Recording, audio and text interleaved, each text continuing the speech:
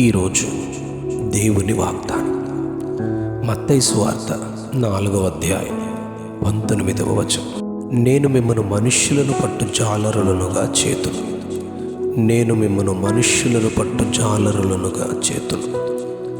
ఆయన నా వెంబడి రండి, నేను మిమ్మను మనుష్యులను పట్టు జాలరులనుగా చేతునని వారితో చెప్పాను. వెంటనే వారు తమ వలలు విడిచిపెట్టి ఆయనను వెంబడించిరి. ఈరోజు మన ధ్యాన వాక్యంలో దేవుడు కొందరిని పిలిచిన ప్రత్యేకమైన ఉన్నతమైన పిలుపును గురించి ధ్యానం చేద్దామా? ఆయన పిలుపుకు లోబడిన వారి యొక్క వాగ్దాన నెరవేర్పును గురించి ఆలోచిద్దాం. ఈరోజు వాక్య భాగంలో యేసు ప్రభు తన ఉన్నతమైన పరిచర్యలో పాలిభాగస్తులుగా ఉండడానికి కొందరిని వారి వారి పనులలో ఉండగా ఆయన పిలిచారు. వారు తమ పనులను, ఒత్తిడిని, వృత్తిని విడిచిపెట్టి, కుటుంబాలను విడిచిపెట్టి ఆయనను వెంబడించారు. మొదటిదిగా వెంబడించాలి అంటే విశ్వసించాలి. విశ్వసించినప్పుడే వెంబడించగలం. వలవేస్తున్న సీమోను పేతురును, ఆంద్రేయాను ప్రభువును చూచి పిలిచి, నేను మిమ్మల్ని మనుష్యులను పట్టు జాలరులనుగా చేతునని పిలువగా వారు తమ వలలు విడిచిపెట్టి ఆయనను వెంబడించారు.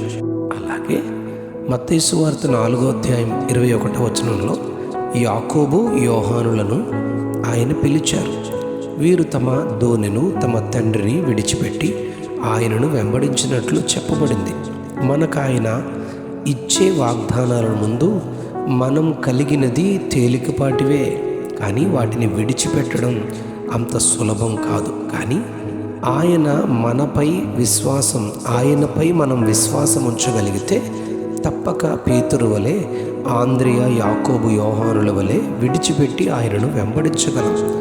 ఒకరోజు పేతురు యేసు ప్రభుతో, మేము సమస్తము విడిచిపెట్టి నిన్ను వెంబడించాము, మాకేమిటి అని ప్రశ్నించగా ఆయన మార్కు సువార్త 10వ అధ్యాయం 29-30 వచనాల్లో, నా నిమిత్తం, సువార్త నిమిత్తం ఇంటినైనా, అన్నదమ్ములనైనా, అక్క చెల్లెండ్రనైనా, తల్లిదండ్రులనైనా, పిల్లలనైనా, భూములనైనా విడిచిపెట్టిన వాడు ఇప్పుడు ఇహమందు హింసలతో పాటు నూరంతలుగా ఇండ్లను, అన్నదమ్ములను, అక్క చెల్లెండ్రను, తల్లులను, పిల్లలను, భూములను రాబోవు లోకమందు నిత్య జీవమును పొందునని ప్రభువు చెప్పారు. రాబోవు లోకము, నిత్య జీవం ముందు ఈ లోకము, ఈ లోక భోగములు ఎంతటివి అని నేను విశ్వసించాలి. దేవుడు అబ్రాహామును ఆదికాండం 12వ అధ్యాయం 1వ వచనంలో పిలిచినప్పుడు దేశమును, బంధువులను, తండ్రి ఇంటిని విడిచిపెట్టి ఆయనను బయటికి రమ్మని ప్రభు పిలిచారు.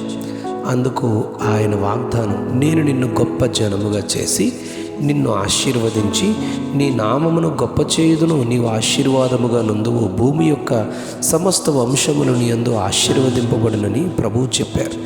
అబ్రాహాము నమ్మి ఆయనను వెంబడించారు.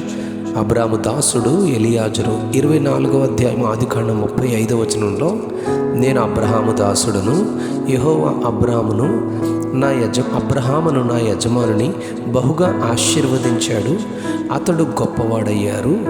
గొర్రెలు, గొడ్లు, వెండి బంగారము, దాసదాసీ జనములు, ఒంటెలు, గాడిదలు, వృద్ధాప్యంలో ఒక కుమారుని ఆయన పొందుకున్నారు. సమస్తం ఇస్సాకోను నా యజమానుని కుమారునికి అబ్రహామును యజమానుడిచ్చారు అని లాబాను ముందు సాక్ష్యమిస్తాడు ఎలియాజరు.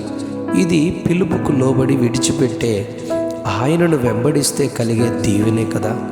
దేవుని పిలుపును విశ్వసిస్తే ఇలాంటి దీవెనలను మనం కూడా పొందుకోగలం. ఈనాడు యేసుక్రీస్తునందు దేవుడు మనల్ని పిలుస్తూ ఉన్నారు.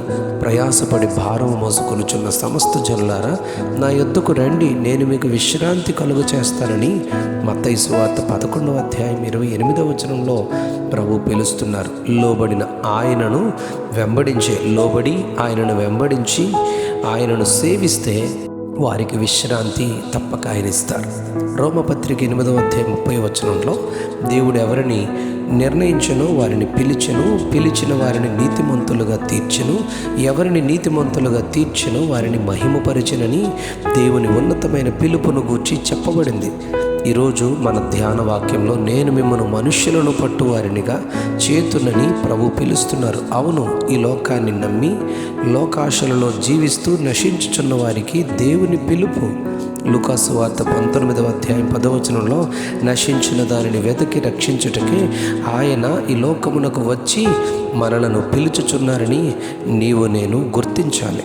ఆదికాండం 46వ అధ్యాయం 2వ వచనంలో యాకోబును దేవుడు పిలిచి యోసేపు నొద్దకు ఐగుప్తులోనికి వెళ్ళుమని చెప్పి అక్కడ నిన్ను గొప్ప జనముగా చేస్తానని వాగ్దానం చేసి పిలిచారు. యాకోబు ఇశ్రాయేలు పిలుపుకు లోబడి యోసేపు దగ్గరికి ఐగుప్తులోనికి వెళ్ళి గొప్ప జనమైనట్టుగా మనం గ్రంథంలో చదువుతున్నాం. నిర్గమాకాండం 3వ అధ్యాయం 4వ వచనంలో మండుచున్న పొద నడుము నుండి మోషేను ఆయన పిలిచారు. ఆయనని గొప్ప నాయకునిగా 6 లక్షల మందికి పాలు తేనెలు ప్రవహించే దేశానికి వారిని నడిపించే గొప్ప భాగ్యం మోషేకు దేవుడిచ్చారు. సమూయేలు మొదటి గ్రంథం 3వ అధ్యాయం 4వ వచనంలో సమూయేలును ప్రభు పిలిచి గొప్ప ప్రవక్తగా రహస్యాలు బయలుపరిచే గొప్ప యోధునిగా దేవుడు సమూయేలును చేశారు. మొదటి దశలోనికలకు రాసిన పత్రిక 4వ అధ్యాయం 7వ వచనంలో పరిశుద్ధులుగా ఉండుటకు పాపములోనున్న మనలను యేసయ్య పిలుస్తున్నారు. 2వ దశలోనిక 2వ అధ్యాయం 14వ వచనంలో సువార్త ద్వారా ఈనాడు మనలను రక్షించి యేసుక్రీస్తు మహిమను పొందుకొనుటకు ఆయన మనలను పిలుస్తున్నారు. ఆయన పిలుపుకు లోబడి సమస్తమును విడిచిపెట్టి నీతిలో, రక్షణలో, ఆశీర్వాదంలో, నిత్య జీవంలో పాలు పొందుదాం. ఆ కృప మనము పొందుకొందుము కాక. Amen, amen, amen. నేను మిమ్మల్ని మనుష్యులను పట్టు జాలరులనుగా చేతును. నేను మిమ్మల్ని మనుష్యులను పట్టు జాలరులనుగా చేతును. ఆమెన్.